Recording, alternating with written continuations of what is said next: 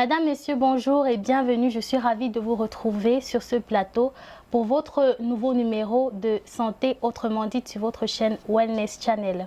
C'est la rentrée scolaire et qui dit rentrée dit nouveaux défis, nouveaux challenges à relever par les parents, les élèves, les enseignants, mais aussi les autorités administratives pour mener à bien cette année académique. Alors aujourd'hui, nous allons nous intéresser plus précisément aux parents et nous allons nous interroger sur la responsabilité que les parents d'élèves ont dans l'éducation scolaire de leurs enfants.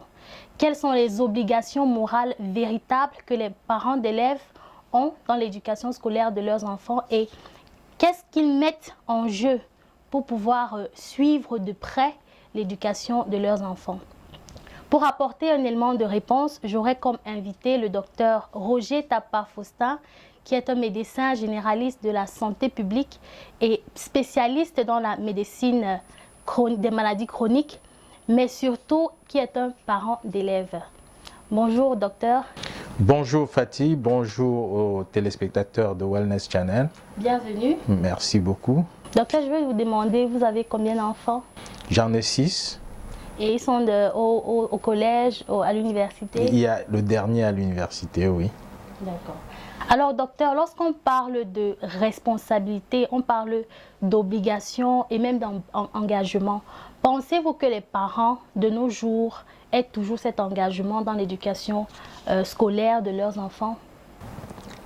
C'est difficile de dire parce que là, il faut suivre les parents pour savoir à quel degré ils sont engagés. Mais ici, on peut se fier juste aux résultats qu'on observe sur le terrain. Quand on voit le comportement des enfants, ça reflète un peu le comportement et l'engagement des parents. Et sur ce plan, il ne faut pas se tromper. De nos jours, il y a beaucoup de faits à déplorer au niveau de l'éducation des enfants.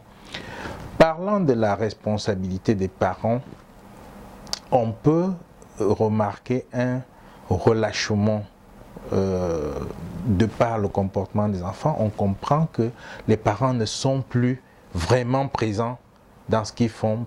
Ils ne sont pas vraiment présents dans leur vie scolaire et ça se ressent aussi bien dans le comportement social qu'au niveau des résultats scolaires. Alors, vous venez de le dire, les parents ne sont pas vraiment présents dans la vie scolaire des enfants parce que certains parents pensent que lorsqu'ils envoient les enfants à l'école, c'est au formateur, parce que vous-même vous êtes formateur en plus d'être docteur, c'est au formateur de tout gérer, de s'occuper de tout concernant l'éducation scolaire. Quel est votre avis par rapport à cette affirmation? Oui, mon avis c'est qu'on ne va pas recréer le monde aujourd'hui. Le succès d'un enfant est connu depuis longtemps et on sait ce qui fait le succès d'un enfant. Comme disent les Américains, it take a village to raise a kid. C'est-à-dire que ça prend un village pour élever un enfant. Ça veut dire que ce soit au niveau des parents, au niveau de l'école ou au niveau des autorités, il y a une part de responsabilité qui est attribuée à quelqu'un.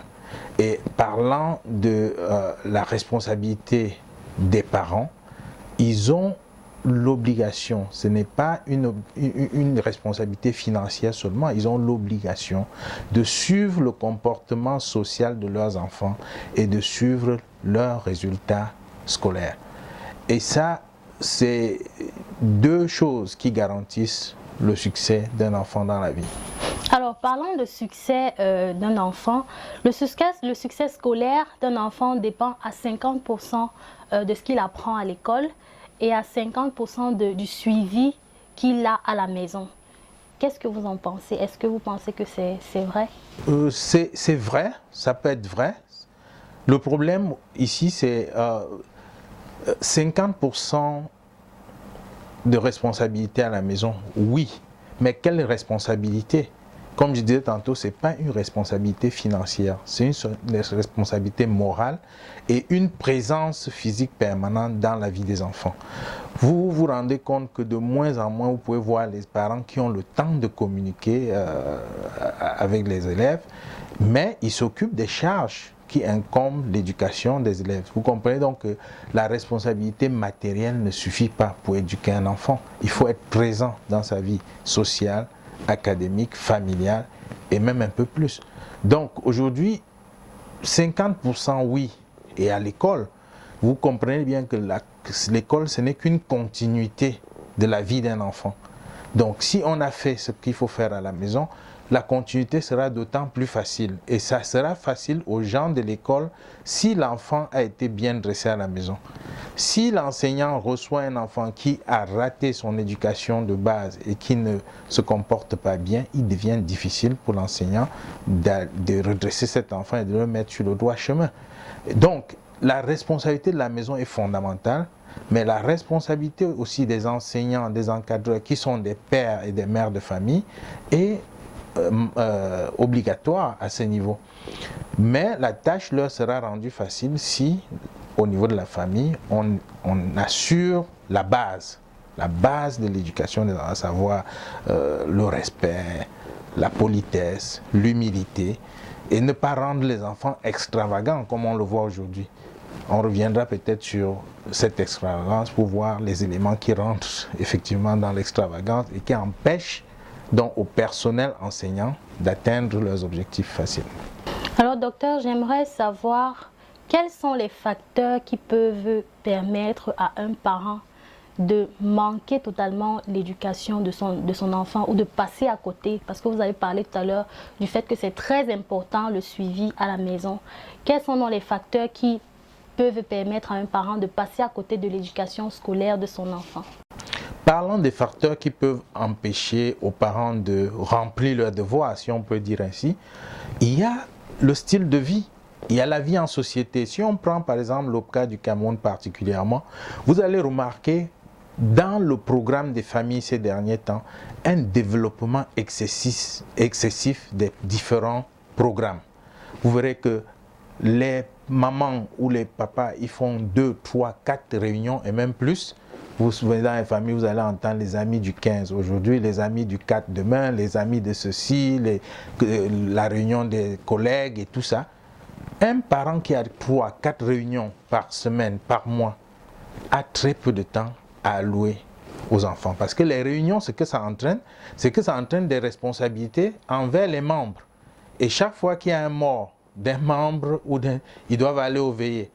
Et vous pouvez remarquer que quand nous on était petits à l'époque, il y avait rarement plus d'une veillée quand quelqu'un est mort. C'était à la veille de l'enterrement qu'il y avait la veillée.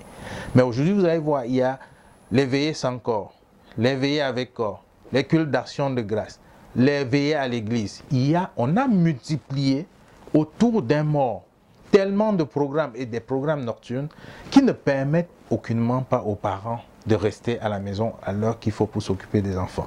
Quand ce n'est pas la mère qui est dehors, c'est le père qui est dehors, ou les deux. Et ajoutez à ça que le week-end, il faut aller à l'enterrement. Il faut aller à l'enterrement. Hein? Et donc, toute la semaine, il y a les veillées, les réunions et tout ça. Le week-end, il y a les mariages, les enterrements et tout ça. Avec tout ce programme, vous ne pouvez pas attendre un miracle des parents. Tout leur temps est occupé par des choses qui malheureusement n'ont pas beaucoup à voir avec les enfants. Vous avez des parents qui voient l'enfant à peine. Quand on vient vous dire que votre enfant a fait telle chose, vous verrez des parents qui disent jamais mon enfant ne fera jamais. Mais ils ne connaissent pas. Ceux qui sont autour, qui connaissent l'enfant, ont un sourire narquois parce qu'ils savent que celui-là ne connaît même pas son enfant. Donc, l'une des raisons, c'est donc la multiplication des programmes extrafamiliaux qui obligent les parents à être dehors la plupart des temps. Alors, docteur, nous allons revenir juste après cette petite pause, mesdames et messieurs, à tout de suite.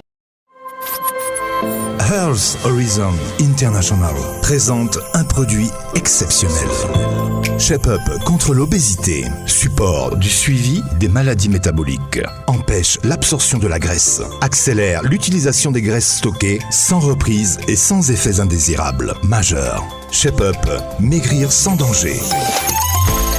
Contactez-nous au 693 04 03 64. Distribution Botanic Choice 674 111 270 ou le 694 524 692. Shape Up.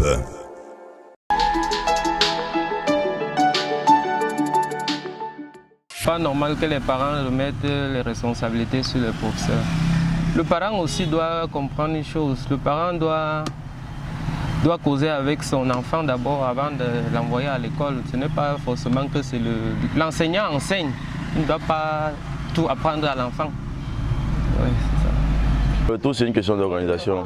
Parce qu'un parent qui travaille tous les jours, que ce soit la mère ou le père, qui travaille tous les jours de lundi à vendredi ou de lundi à dimanche, je pense au moins qu'ils ont un programme pour pouvoir accompagner leurs enfants à l'école et les chercher le soir. It's not good to give responsibility to the teachers. To leave your child everything to the teachers, because it is you, the father, who can educate your child at home before you go to school. Les parents peuvent revenir, mais ça sera très difficile parce que à nos jours, sur 10 couples, bon, je veux dire 10 foyers, 9 parmi les 10, les 9, beaucoup travaillent. En fait, la femme travaille, l'homme travaille. Donc ça sera un peu très difficile. Pour qu'on arrive à ce niveau, il faudra que l'État prenne certaines mesures. C'est-à-dire que de faire asseoir les femmes à la maison pour s'occuper des enfants et l'homme est au travail. Moi, je mets les cours sur vidéo dans les clés USB. Et ils vont passer toute la journée à visualiser et à s'éduquer. Ils ne doivent pas passer la journée dans les novelas avec leurs dessins animés et autres, soit les programmes de sport. Voilà. Retour sur ce plateau, bienvenue à tous ceux qui nous rejoignent à l'instant. Nous parlons de la responsabilité des parents dans l'éducation des enfants, l'éducation scolaire de leurs enfants. Alors docteur, quel est l'impact du manque j'allais dire, d'implication des parents dans l'éducation? Quel est l'impact sur les enfants eux-mêmes? L'impact sur les enfants eux-mêmes, c'est leur comportement social et leurs résultats académiques. Vous savez qu'aujourd'hui, on a eu l'impression pendant longtemps qu'on préparait les enfants pour le diplôme. Les parents désillusionnent aujourd'hui parce que justement après le diplôme, il faut faire de l'enfant quelque chose. Et toute cette préparation se fait pendant le cursus. Ce n'est pas quand l'enfant a fini le bac ou la licence ou le doctorat qu'on cherche à savoir ce qu'il devient. C'est une préparation permanente et continue. Et cet impact est très négatif sur les enfants. Et on ne saurait ne pas mentionner aujourd'hui, on parle tout à l'heure de l'extravagance de certains parents qui aujourd'hui se permettent de doter les enfants avec les objets technologiques qui deviennent un obstacle à leur évolution. Vous avez vu l'utilisation des téléphones, des smartphones par les enfants, avec Facebook, WhatsApp, TikTok, Likee, tout ce que vous voulez. Avec tous ces programmes et les films pornographiques qui sont à leur disposition dans ces appareils, c'est difficile que l'enfant puisse dormir à temps. C'est difficile qu'ils puissent se concentrer à l'école. Et c'est difficile, d'autant plus que dans leur chambre, parfois, ils ont des téléviseurs pour regarder leurs séries préférées. C'est un ensemble toxique qui ne peut pas permettre à un enfant de préparer son avenir, malheureusement. Et quand vous regardez avec tout ça, les parents ne prennent même pas conscience qu'ils n'ont pas le temps de donner la base à l'enfant, qui devient insolent à l'école. Et quand l'enseignant replique, il y a des parents qui vont réprimander les enseignants à l'école. On a vécu ça de plus en plus dans nos écoles ici et c'est très dommage qu'un parent aille à l'école gronder le maître ou menacer. Il y a eu même des menaces.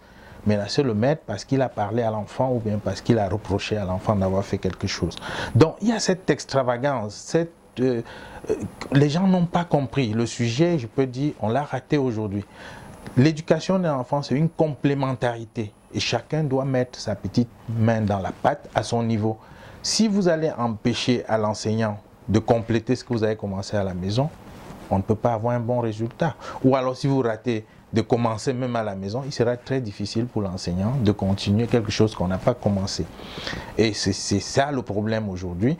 L'impact, les grands perdants, c'est les enfants qui finissent dans les vapeurs. On n'a qu'à voir combien d'enfants aujourd'hui chôment avec un niveau éducatif acceptable. Après le bac, l'enfant peut réfléchir autrement, mais ce n'est pas le cas qu'on voit sur le terrain.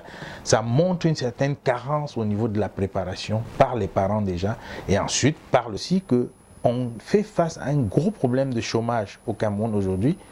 L'un des facteurs, c'est que on ne se rend pas compte qu'il faut commencer à préparer les enfants très tôt par rapport à ce challenge qui les attend après le diplôme. Et ça nécessite malheureusement la présence continue des parents auprès des enfants. Alors, docteur, merci de nous avoir donné des éléments de réponse à ce problème, parce que c'est vraiment un problème. Les parents doivent s'impliquer davantage dans l'éducation scolaire de leurs enfants.